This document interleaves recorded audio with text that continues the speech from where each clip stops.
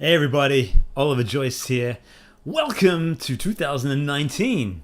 That sounds funny, doesn't it? Already 2019. I hope you had a great new year and a good 2018 and are ready to get stuck in to the next year.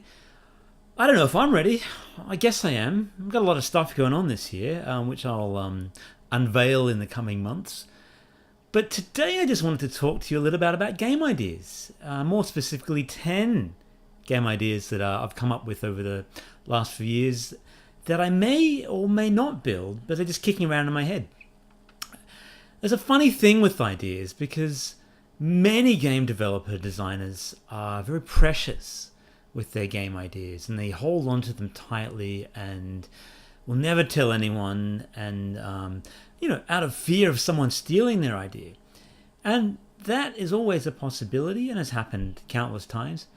But I think the reality is most people aren't going to steal your idea.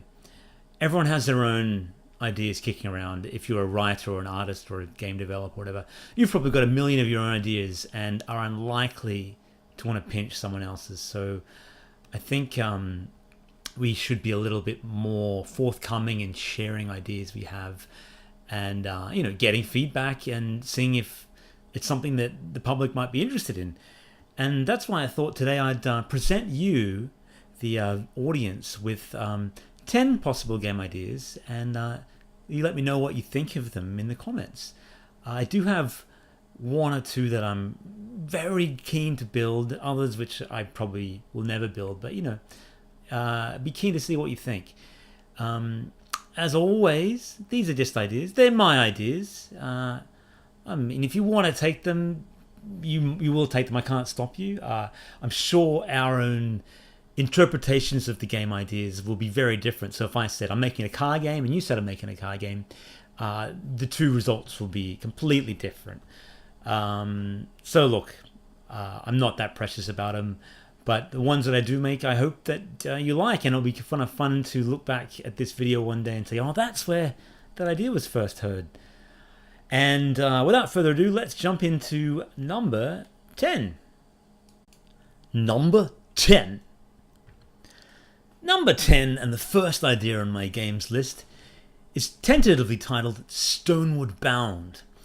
And it's a 2D pixel arty style game, a little reminiscent of the ant farm view from XCOM. So if you've ever played XCOM and you're at the base, you know all the little rooms down the bottom that you can dig into. Imagine that perspective. But instead you are tasked with rebuilding an old castle. Think of like a Downton Abbey style building in a rich English forest. And it's a big empty shell of a castle, and you have a starting amount of money, and you must build different rooms, excavate a wine cellar, dig down to the water to add a water supply, plow the fields, hire servants, and make sure everyone's happy. In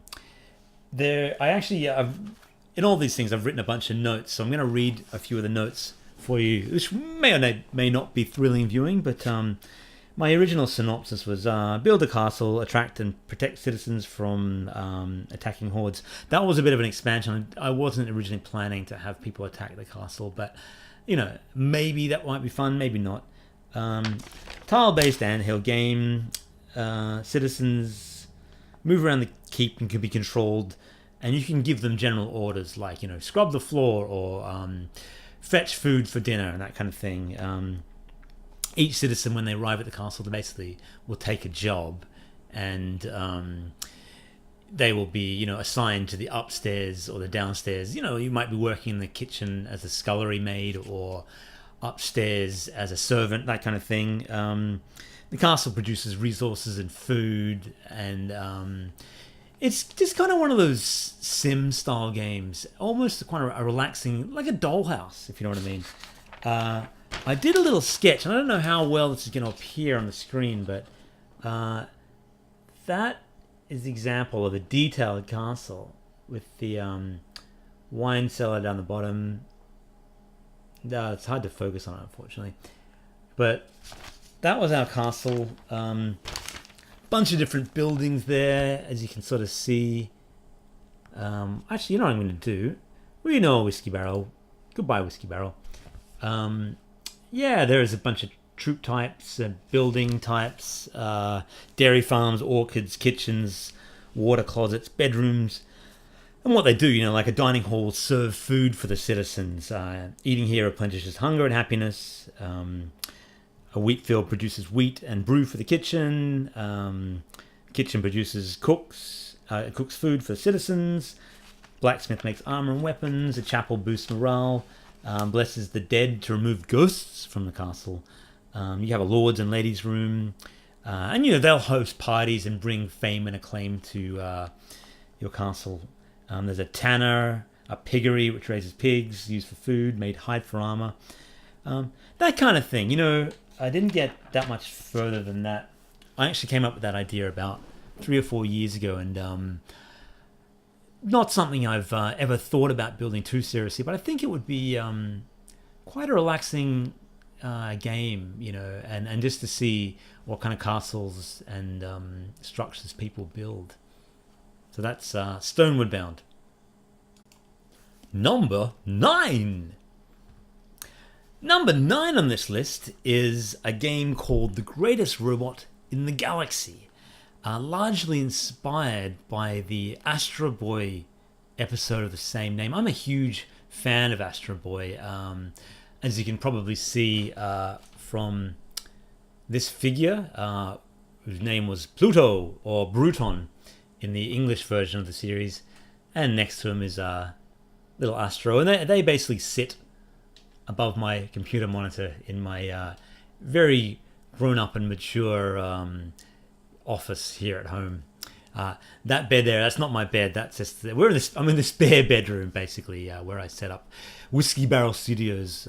Quite a fancy operation. Anyway, that's a bit of a distraction from what I was actually talking about. The greatest robot in the galaxy, as you can see here. In the cartoon, the greatest robot in the world, Astro Boy must go around fighting various robots. Actually, Bruton, the giant robot, goes around fighting all these different robots and challenging them to become the greatest robot in the world. And he had to go all around the world defeating different robots. And Astro Boy eventually must stop him. I loved that as a kid, and it was a wonderful, complex story, really, all about morality and violence and, men and machines. And, it was quite a complex story. But it got me thinking about building a robot version of Swords and Sandals, really. You play an engineer who must build a giant robot out of spare parts and travel around the galaxy fighting in various arenas in your little rocket ship. And you take your mech style robot to different planets, and you fight, and you build better weapons for them and upgrade them. It's a little bit like that Robot Wars TV show, if you remember that. I mean, this has been done before. This isn't a new idea, sort of robot fighting game. But I really wanted to take this sort of tactical level up to the nth degree. The pitch for the game, with this impressive art here from myself, I'll read it to you. Many years ago, alien raiders descended upon our civilization. We built giant robots to battle them. We won. Our galaxy is at peace. With no one left to fight, we now pit our robots against each other for sport. Pilots become celebrities and robots become legends. You are a rookie pilot. With your life savings, you bought a small ship and a yet smaller robot. You now join the mighty contest to become the greatest robot in the galaxy. How does that sound? A bit of fun. This is what the game screen would really look like. You're moving around with your little ship. There's an arena, there's a shop, there's your various arenas and planets. A little bit like Swords and Sandals as far as the game loop. You have your shops and your various arenas, but instead of there just being the one arena you have to keep going back to, there'll be multiple arenas with different atmospheres, different styles of battle, and so on. I came up with this idea many years ago, probably a decade or more. It's as old as Sword and Sandals, really, but I never ended up building it. Perhaps one day I will. I just, while Swords and Sandals is relatively popular, I feel like I've got to keep building it. In fact, Swords and Sandals 3 was the end of the game hinted at going off into space and fighting other gladiators in space, and I kind of had something a bit like this in mind, where you could augment your arms with machinery and chainsaws and laser guns and that kind of thing, but it never eventuated. But it might be fun to make one day. So that was number 9. Number 8. Number 8 on the list is actually a game that I got as far as building the beginnings of a prototype of.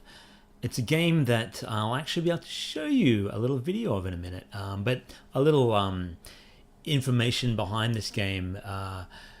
When I first started Whiskey Barrel Studios, I was thinking of the first sort of role-playing game I'd like to make, and this game idea kept popping into my head of like a party-based adventure that didn't really involve any movement and travel and having to go around. It was literally just the combat in an arena, and I even decided to scrap the arena. Let's make it a tower with a platform going up and monsters appearing from sort of 4 corners. I was really psyched by this idea, and I was building it for a while, but I can't even remember why I abandoned it. But several months into the development, I abandoned it and actually started building a game called Ships and Scurvy, which ended up being Sword and Sandals Pirates. So this is a long time ago, but this was the last sort of original prototype I made before that. So let's have a look at the video, which will kind of explain the game in a bit more detail for you. So, where are we? Here we go.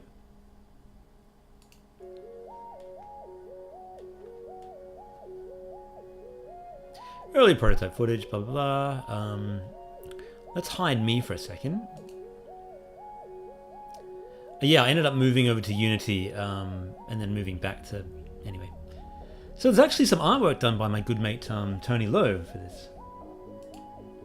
The idea that it was you were basically in a game show hosted by a wizard who would send characters into battle. You could choose barbarians, rogues, wizards, thieves, and so on. And each had their own particular skills. And you could have 4 barbarians or 4 wizards or 4 rogues or whatever it is. And then you would choose your guys, and they had various stats. And then you send them into battle. Ready. So I did a bit of work on it now looking back at this, probably more polish than was needed. So you could sort of tactically arrange their position. The character in the middle couldn't fight, but they could heal, and the ones on the edges would attack each direction. And if they had ranged spells and so on, they could attack multiple. So when they arrived, enemies would also spawn out, like these ogres and these jellies. So you could kind of like switch places, choose an attack. Everyone gets treasure. There's a picture of Oprah. Everybody gets treasure. Yeah. That was an interesting one because, like I said in the beginning of that, I had planned to build it in Starling, which is the framework that I use to make all the Sword and Sandals games. Then I realized that I should be moving over to Unity, and I stopped and moved over to Unity, and then got cold feet and moved back, which was a silly move because now I'm a few years behind in my Unity knowledge. So it was a bit of a weird time in my life, a lot of upheaval, and you've all been there when you change jobs, or you're not working, or your life is a bit chaotic. And at that time in 2014, my life was very chaotic, and it was only the beautiful calming influence of my then girlfriend, now wife, Christine, that really kept me together. So there you have it. Everyone gets treasure. Maybe I'll build that. I keep saying at the end of these, maybe I'll build that one, maybe I will. I do have another version of that I'd like that one to turn into, which I'm quite high on, which I will reveal in due time. Number 7. Number 7 on this list is something that I really haven't fleshed out very well at all. The other ones had scribbles in a notepad. One of them even had, as you just saw, a whole prototype and video made about it. Most of the games that follow, I don't have that much in the way of notes about. It's all up here. But number 7 was one that had been kicking around in my head for a little while, and tentatively titled it as the Terrible Office Role-Playing Game. I love making role-playing games, and I hate working in an office. But, don't we all? But I do find office politics quite amusing, and, there's a lot to be said for the various characters you'll meet when working in an office environment. And it got me thinking about turning that into a detailed kind of role-playing game, and where you actually create a character and start your day, make your coffee, go to work, and you actually have to interact with these characters from your work, and depending on your interactions with them and how you spend your days will determine your productivity, your health, basically your success in life. But I was going to make it a really sort of subversive, unpleasant experience. I'd give the character stats like had fitness between becoming a sloth all the way up to machine-like fitness, intellect from idiot to genius, personality, intellect to extrovert, all these various stats, and depending on what you chose, you would have to interact with these other characters where you might work next to an extrovert who won't shut up, and that will affect your character's mood through the day. And you might decide to leave and go get a coffee, but if you're away from your desk for the few minutes that the boss just happens to walk past, you might get into some trouble. So there's going to be all these little systems just about the drudgeries of office life being basically, I hate the term, but gamified. I think this has been probably done before. I seem to recall various sort of office style mini-game type things, but this would really focus on the story. A little bit like the sort of JRPGs do with schools and that kind of thing. It's probably been done before, but this would be my take on it. I never got much further than that. I remember presenting this idea to my wife, and she said, "That sounds terrible." I said, "Yes, because it is the Terrible Office RPG." Most likely never to be made. Number 6. Well, it's a very warm day here in Sydney, Australia. It's 34, 35 degrees, I think, and it has been for the last week. While most of you watching this in the Northern Hemisphere are enjoying, snow and the joys of winter, we have the opposite. I don't know why I brought that up. It's got nothing to do with the topic. By the way, this countdown isn't really a countdown of sorts. There is no particular order to these game ideas, just 10 that were floating around. Number 6 is tentatively titled The Pro Wrestler Game. There's no real title for it. I came up with maybe Wrestle Bus or something, but the idea is that you play the manager of a squad of pro wrestlers, and you have to take them around the country competing in wrestling tournaments. I don't know if you ever remember from your own childhood, depending on how old you are, there used to be these little kind of plasticky figures called muscle men, and I loved them. And they had all these cool different designs, and they kind of influenced the design of the Sword and Sandals characters. And I thought I'd love to make a game featuring those kind of little characters, put them in a ring, rubber band style, flick them at each other, and then the winner is the one that stays in the ring, the other one that gets knocked out. This would be quite a comical game. I actually did a pitch document, which I'm not going to show you all of it in case it does get made. I don't want to give away all my secrets. But as you can see here, the pitch to the game: find, fight, then hire the most awesome wrestlers in the country. Travel around in a pimped-up bus, visit big cities, dangerous cantinas, sparkling castles, and the tallest mountains. Fame, fortune, crazy wrestling. Are you ready to become the biggest, baddest wrestling manager in the world?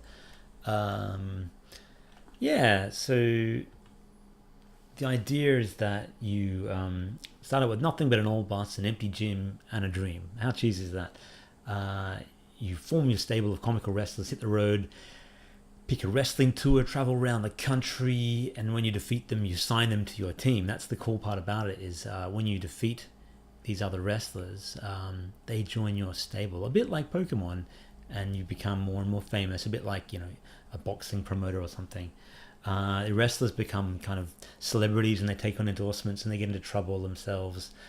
Very much an RPG, as most of the games that I design are, but with the added bonus of like little physics style wrestling, a little bit like, you know, the Gang Beasts game, if you ever saw that. Bunch of cool wrestling ideas. I didn't get much further than that, although I was talking to a few people about potentially building that one about a year ago before I got sidetracked. I'd love to come back to it because I do love wrestling, in particular the classic sort of 80s wrestling and the cheesiness of it. You know, the Hulk Hogan's, the Iron Sheiks, the Ricky the Dragon Steamboat, and all those kind of characters. I did love all that. So yeah, that was the pro wrestling game. Number 5. Number 5 on this list. Let's bring back the old whiskey barrel logo. Make it official, huh? Number 5 on the list is a game that I've called Multi-Monsters. I'm a huge fan of He-Man and the Masters of the Universe, as you've probably seen from the Sword and Sandals games. They look a lot like, you know, cartoony versions of He-Man figures. One of the figures that was popular back in the old He-Man days was a figure known as Modulock. And now let's look up Modulock here. This, my friends, was Modulock. See, he's got the 2 heads and many arms and all the different legs and so on. And the cool thing about Modulock is you could turn him into different things. So you can move the heads from here and here and create all these various hybrid beasts. A little bit like the first or the second idea that I came up with before, the Greatest Robot in the Galaxy. This was basically a beast version of that. You had to build your various monsters and, of course, send them off to fight in arenas. But the challenge was how you built the monster affected how they fought in battles. So you could have an extra head, and it would add intellect, but it would use up a lot more energy because they got to think more.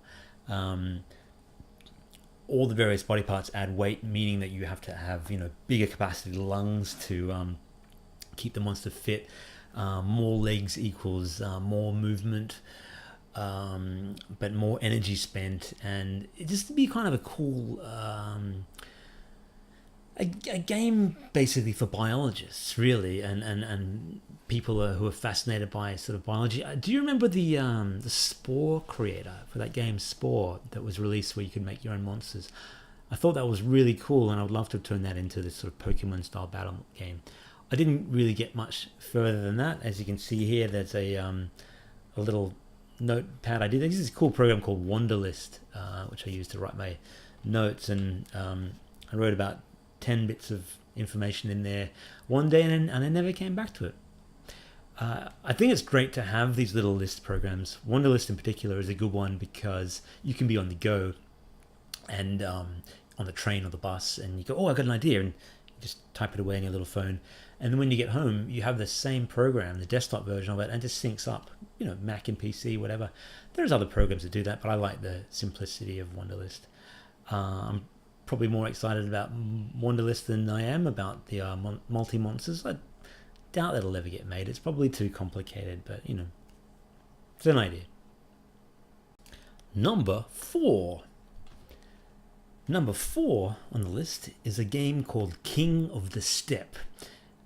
Steppe. And for those who don't know what a steppe is, it's like a great giant grass sea, basically. The steppe country is basically Mongolia. Much of Mongolia is grassland and this sweeping vast ocean that has been described by many as a sea with the water taken out of it. My wife and I, on our honeymoon, I was going to say last year, but it was 2017 now. So, 2017, we went to Mongolia as part of our honeymoon, and we had an amazing time there with our... we basically got a tour guide and a bus and a driver, and the four of us set out for a few weeks through Mongolia, and this wonderful young guy called Tulga, and he was so passionate about Mongolian history and Mongolian lore and Mongolian culture that it just got my mind thinking about the Mongols and just their place in the world. And Mongolia is an amazing country. It's beautiful and empty and full of rugged but friendly people, vast in its emptiness and stark in its beauty. And that inspired me to make a game called The King of the Steppe. I don't know if you've ever heard of Dan Carlin and his Hardcore History podcast, but he did a wonderful series on the steppe people. I can't remember exactly what it was called. It might have been called Warriors of the Steppe or something like that. But there is an amazing story behind Genghis Khan and the Mongols, and I'd like to make a game that does it a little bit of justice. I don't really have any notes about this game other than imagine a view that zoomed right out, right up to the sky. When they say a bird's eye camera, I literally mean a bird's eye camera. Far up in the sky, basically at the cloud level, and you look down at this landscape, and all the people are tiny dots. And you start off just with this little village with your one little dot, and you go around, you gather your tribe, then you go to the next tribe and you gather them. And with you moving with the mouse and moving across this rolling grass hills and so on. And eventually you get bigger and bigger, and you basically have to keep them all alive and keep the supply lines and find fresh water, keep the horses watered, because horses, of course, are a big part of Mongolian life, and basically the reason the Mongols were able to decimate China and conquer much of Europe, all the way from Russia down to Turkey and Imperial China. They were terrified, and so terrified of the Mongols were they that they built the Great Wall. And Genghis Khan was a very divisive figure. Basically many people consider him one of the worst troublemakers in history, and he probably was. I think he was, but the Mongols consider him a amazing figure. I actually took this photo when I was in Mongolia. Here we are. That's me with a big beard, and behind me is Genghis himself. He's so revered that there is a giant 50-meter high statue of the guy above him, and the airport is named after him. Anyway, I digress. I'm telling you travel stories now.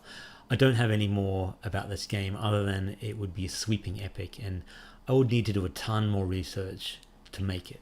But as I get older and more mature, it is something I'd love to make. Number 3 on the list, I actually did a bunch of notes on, but I can't find my notebook for it.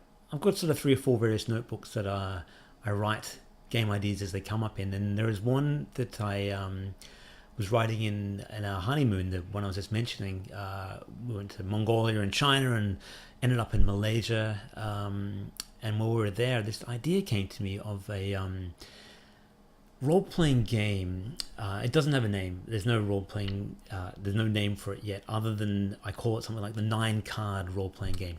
Imagine, if you will, 9 cards and you in the middle, and as you go through this adventure, you pick one of these cards. So you might be in a tavern, and as you enter the tavern, the top card is talk to the bartender. The top right card is order a drink. The top left card is get in a bar fight. The bottom right might be stay at the inn, that kind of thing. Once you turn a card over, it can never be turned back.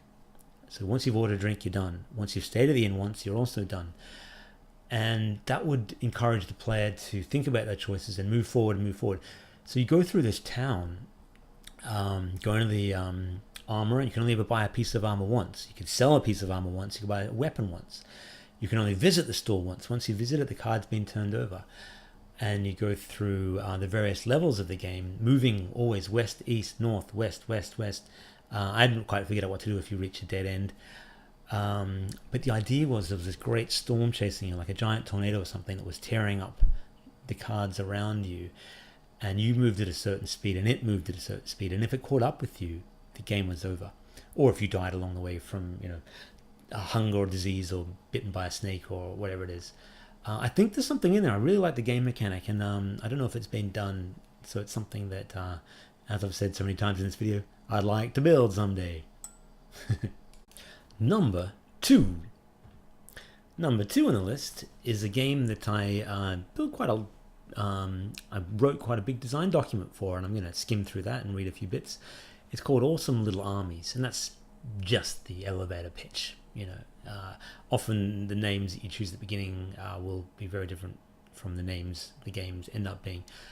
It's a game that I might build one day, I might not, but I love tactical games and army games and that sort of thing, but I never have the time to play them. Who does? When you got a family and kids and so on, and you're older, or if you're younger, there are just so many competing things for the time, so many great games, movies, hobbies, events out there that you just don't have time to play a 50-hour army campaign. So I thought about making a little fantasy army style game. I'll read you the pitch, basically. Awesome Little Armies is about stripping out all the ponderous, lumbering nature of these tactical behemoths, meaning the big strategy games, and getting to the heart of what makes battles fun. Seeing hundreds of little soldiers skirmishing in real time. You make the top level tactical decisions and can influence the battle, but essentially each soldier is an independent entity. Taking out the micromanagement aspect of the battles means they quickly play out and in exaggerated, entertaining fashion. Once the battles are won, you spend the money you got from the battle on upgrading your army, and you start off with different troops like knights and foot soldiers and archers and so on. Eventually you can get ogres and dragons and that kind of thing. The influence of this game, if you can see here, was in fact the Ancient Art of War. If you can see those little battles there, if you remember my game Sword and Sandals Crusader, I was really influenced by the battles in that. Heroes of Might and Magic was another one with their turn-based combat. That would be the art style. This is all bits and pieces from my design document. Anyway, I bet I keep that secret in case I build it, right? I don't know if I will build that one. I love the idea of it, but I haven't quite been able to figure out a way to make large-scale real-time combat fun, because you can watch these little characters moving around, but interacting with a certain amount of characters when they get more than a handful becomes a bit chaotic. And real-time strategy games have done it quite well, but when you're thinking about it for a little device and so on, I can't quite grasp what the game would be just yet, but I'm thinking about it.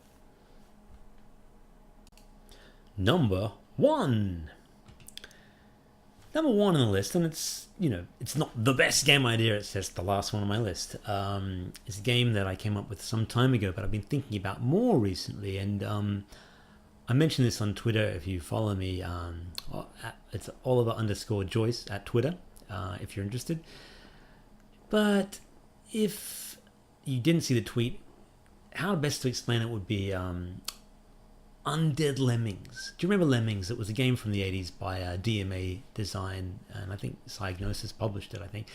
But these tiny little characters, maybe about 10 pixels high, 12 pixels high, and they were autonomous. They'd walk around and so on, and you gave them orders like dig, build, bash your walls, climb. I thought about combining that with an army, and what better mindless army than an undead army, like a zombie army or a skeleton army. And you basically have to move them through a landscape of medieval cities and peasants and villages, traveling by night and staying underground by day. And you basically have to conquer the land side on. You would move through this land first with sort of slow-moving skeletons and zombies, and eventually upgrade to undead dragons and bats, and there'll be troops that can't cross water, so you have to build a bridge of bones to get past them. The zombies have to eat the living to stay alive, and the skeletons can't stay in the sunlight, that kind of thing. There would be tons of cool stuff you could do with this game. It'd be a 2D side-on game, pixel art style. I like pixel art. I'm planning on learning a bit of pixel art this year if time permits. I really like that game. sometimes I feel like I shouldn't have shared it, you know. But then, like I said at the beginning of the video, we can't be too precious with our game ideas, because even if you do take it and make it your own, our different ideas will be, you know, our different executions of the ideas will be very different. You know, and if the two games came out at the same time, people would go, oh, this one's copying that one. But, you know, reality is there are almost no truly original ideas out there, are there? You know, Mario's a platform game, Sonic's a platform game. They worked, they coexisted. So I guess the more unique the game, the harder it is to copy, you know, like. Anyway, that is the 10 game ideas I've been thinking about. 10 of many. I've got, you know, dozens and dozens and dozens. They're just ones that have stuck with me for a while, and, you know, ones that, you know, I'd like to maybe at least build one of them in 2019, along with the Sword and Sandals games and the Spartacus game I'm starting on next month. I got a busy year ahead of me. How about you? I hope this has been a entertaining and informative video for you. Hi to all the new fans and subscribers of the channel. It's awesome to see the little numbers ticking up. If you like this video and you want to see more, of course, subscribe. You know, appreciate it, and I will continue to bring you more good content and not so good content along the way. There'll be the Games Gladiator starting up again soon as well, and I'm going to do some Unity videos as I start building Spartacus. So for those keen to learn some game dev, join me on the journey. All right. Thank you, my friends, for staying with me on this hot summer day in January 2019. All the best, and bye for now.